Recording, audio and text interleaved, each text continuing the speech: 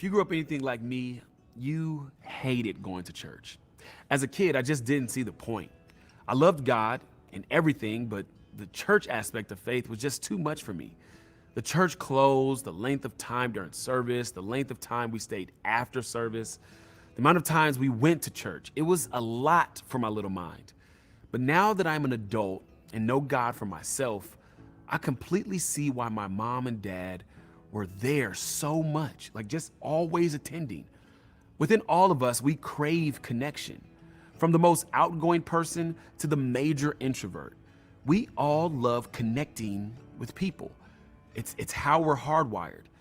And the church is and should be one of the primary places believers can go to connect. You see, for my mom and dad, and now my personal family, the church is seen as a prominent source of encouragement, connection, and edification.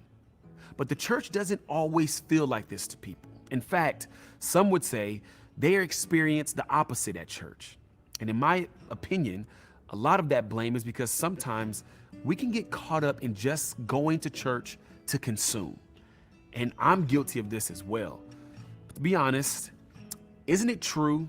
Sometimes we go to church just to check off that moral box for the week, to feel good about ourselves, to hear a good word, sing some good songs, and then leave.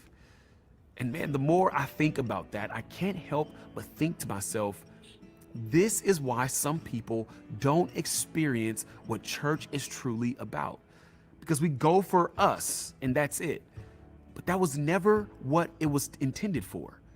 This is why the author of Hebrews wrote this: "Let us hold fast the confession of our hope without wavering, for he who promised is faithful.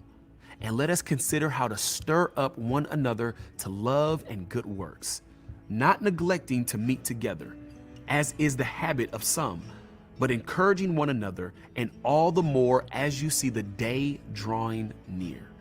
The author of Hebrews is saying, when we come together, we ought to stir one another on, not get in a habit of staying isolated, but instead coming together to encourage one another.